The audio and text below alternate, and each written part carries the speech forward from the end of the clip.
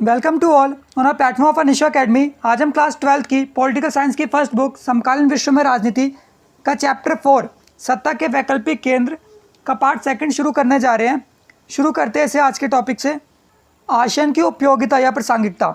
तो बात करते हैं कि आसन की क्या उपयोगिता है, क्या प्रासंगिकता है। आसन की मौजूदा आर्थिक शक्ति खासतौर से भारत और चीन जैसी तेज़ी से विकसित होने वाले एशियाई देशों के साथ व्यापार और निवेश के मामले में प्रदर्शित होती है। तो आप आसन की पावर को कैसे देख सकते हो बड़ा होते हुए?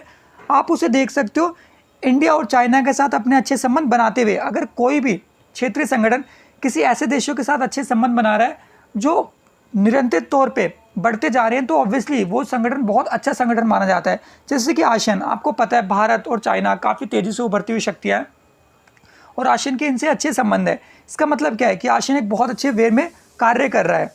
आसन ने श्रम और सेवाओं के मामले में मुक्त व्यापार क्षेत्र के लिए विकसित देशों की तरह FTA मुक्त व्यापार समझौते भी बनाए हैं। ठीक है, तो जैसे कि आप देख सकते हो आसन के साथ इंडिया का फ्री ट्रेड एग्रीमेंट है, जिससे ये साबित होता है कि आसन एक ऐसा क्षेत्रीय संगठन है जो अपने आप को दूसरे देशों के साथ लाके अच्छे संबंध बनाना चाहता है। अमेरिका, चीन, भारत एवं जापान जैसे देशों द्वारा आसियान में अपनी रुचि दिखाना, सीधी सी बात है, अगर अमेरिका, जापान, चीन ऐसे देश किसी क्षेत्रीय संगठन में अपनी रुचि दिखा रहे हैं तो इंडिया के लिए काफ़ी अच्छा है, क्योंकि इंडिया इनडायरेक्टली इन देशों से अपने संबंध और अच्छे कर सकता है।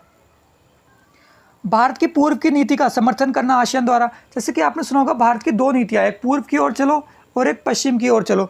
तो पूर्व की चलो की जो नीति है उसमें आसियान देशों का भारत को बहुत बड़े स्तर पर मदद देना।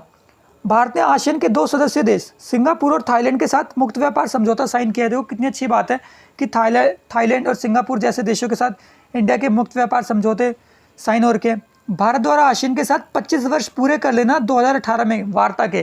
तो आपको पता होगा इंडिया आसियान का सदस्य है, लेकिन परमानेंट सदस्य नहीं है वार्ता के लिए। जब भी आसियान का समिट होता है तो इंडिया से कोई ना कोई डेलीगेट आसियान के समिट में जाता है। यह एशिया का एकमात्र ऐसा संगठन है जो एशियाई देशों और विश्व शक्तियों को राजनीतिक और सुरक्षित मामलों पर चर्चा के लिए मंच उपलब्ध कराता है। तो देखो एशिया के जितने भी देश हैं, साथ साथ इंडिया, ऐसे देशों को आसियान एक मंच उपलब्ध कराता है जहाँ पे ये देश आपस में आके बातचीत कर सकें। हाल ही में प्रधानमंत्री ने आसियान देशों की यात्रा कर बहुपक्षीय वार्ता पर चर्चा की है। देखो बहुपक्षीय वार्ता जैसे कि आप देख सकते हो शांति को लेकर, आतंकवाद को लेकर या व्यापार को लेकर, कृषि को लेकर भारत के प्रधानमंत्री श्री नरेंद्र मोदी ने आसियान देशों के जो भी डेलीगेट्स हैं उनके साथ समझौते किए हैं। ASEAN vision 2020 most important question है, क्योंकि आपका 2020 चल रहा है वैसे भी अब, तो आपसे एक्सपेक्टेड क्वेश्चन है कि इस पर पूछा जाए। आसियान के विजन 2020 दस्तावेज में अंतर्राष्ट्रीय समुदाय की बहुमुखी भूमिका प्रमुखता दी गई है। आसियान में टकराव रहित की जगह आपसी बातचीत से अपने उद्देश्य पूरा करना, अपनी अर्थव्यवस्था को मजबूत करना, शांति, आतंकवाद, सहयोग, परमाणु एवं आपदा, ऐसी चीज़ों पे बात करी गई है। ठीक है, तो आसियान विजन 2020 क्या है? एक ऐसा विजन है जिसमें आसियान देशों ने आतंकवाद को दूर रखना, अर्थव्यवस्था को अच्छा रखना, सहयोग, शांति को बढ़ावा देना, परमाणु आपदाओं को दूर रखना, इन सब चीज़ों पे बातचीत करी है। मार्शल योजना, तो हम बात करते हैं यूरोपियन यूनियन। देखो ये यूरोपियन यूनियन है तो इससे मार्शल योजना संबंधित है। दूसरे विश्व युद्ध के बाद यूरोप में बहुत नुकसान हुआ था और अमेरिका ने पश्चिमी यूरोप में अर्थव्यवस्था को दोबारा खड़ा करने के लिए एक योजना लेके आया था अमेरिका। उस योजना का नाम क्या था? मार्शल योजना। ठीक है, मार्शल कौन थे? अमेरिका के विदेश मंत्री थे। यूरोपियन यूनियन ने अपने आप को अच्छा किया था, यानी अमेरिका ने आर्थिक सहायता दी थी यूरोपियन देशों को और यूरोपियन देशों की अर्थव्यवस्था को अच्छा किया था। यूरोपियन संघ 1948 में आया था। हालांकि जो यूरोपियन संघ था उसे हम 1992 में देखेंगे वास्तविकता में। यूरोपियन संघ से एक ऐसे यूनियन से है जो अमेरिका के वर्चस्व पर रोक लगाता है।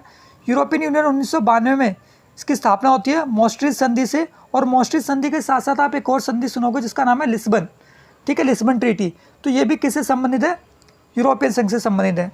1957 में यूरोपियन इकोनॉमिक कम्युनिटी, भारत में यूरोपीय आर्थिक समुदाय, ठीक है, इसकी स्थापना हुई थी। यूरोपियन यूनियन आर्थिक मंच की स्थापना अमेरिका की मार्शल योजना से शुरू हुई थी। ठीक है, तो यूरोपियन यूनियन का जो आर्थिक मंच है, जो इकोनॉमी से डील करता है, उसकी स्थापना किससे हुई थी? मार्शल योजना से शुरू हुई थी। यूरोपियन आर्थिक सहयोग संगठन, तो ये यूरोपियन आर्थिक एक सहयोग संगठन है जिसके तहत यूरोपियन के सभी देश आपसी एक बजट तैयार करते हैं जिससे वो एक दूसरे की मदद कर सकें। यूरोपियन यूनियन के उद्देश्य की बात करते हैं, जैसा कि मैंने आपको बताया था आसियान में कि उद्देश्य लगभग सबके सेम होते हैं, अलग अलग नहीं होते। यूरोपियन देशों के मध्य सहयोग, शांति, सुरक्षा, आर्थिक, आतंकवाद के लिए संधियाँ कर, यहाँ पे संधियाँ है, ट्रीटी, संधियाँ करना, ठीक है। तो आपस में संधियाँ करी जाती है ताकि एक दूसरे की मदद की जा सके। एक समान मुद्रा को मानना, जैसे कि यूरोपियन यूनियन की एक मुद्रा है जिसे यूरो कहा जाता है। यूरोपियन देशों के मध्य वीज़ा मुक्त आवागमन शुरू करना ताकि एक देश से दूसरे देश जाने में कोई प्रॉब्लम ना हो। एक जैसी विदेश नीति का निर्माण करना, क्योंकि एक यूनियन है तो ऑब्वियसली एक की फॉरेन पॉलिसी दूसरों के लिए मैटर करेगी और दूसरे की फॉरेन पॉलिसी तीसरे के लिए मैटर करेगी। आंतरिक मामलों पर एवं न्याय से जुड़े मामलों पर आपसी सहयोग करना, तो एक दूसरे से मिल बांट कर ये लोग कार्य करते हैं। यूरोपीय यूनियन द्वारा उद्देश्य की प्राप्ति। अब बात करते हैं यूरोपियन यूनियन किस तरीके से अपने उद्देश्य की प्राप्ति करता है। यूरोपीय संघ एक विशाल राज्य की तरह कार्य करता है, यानी यूरोपियन यूनियन अपने आप में बहुत बड़ा है। जैसे कि आपको पता होगा जो यूरोपीय कंट्रीज़ है काफ़ी पैसे वाली कंट्रीज़ होती हैं, तो इनकी अर्थव्यवस्था अपने आप में बहुत बड़ी है। इसका अपना ये झंडा होगा, ठीक है, गलती से हो गया टाइपिंग। अपना झंडा है, अपना राष्ट्रगान है, अपना स्थापना दिवस है, अपनी मुद्रा है, ठीक है, और अपनी सेना भी है। तो आप देख सकते हो यूरोपियन यूनियन वास्तव में एक बहुत बड़ा यूनियन है। अन्य देशों से संबंधों के मामले में इसने काफ़ी हद तक साझी विदेश और सुरक्षा नीति को अपनाए रखा है।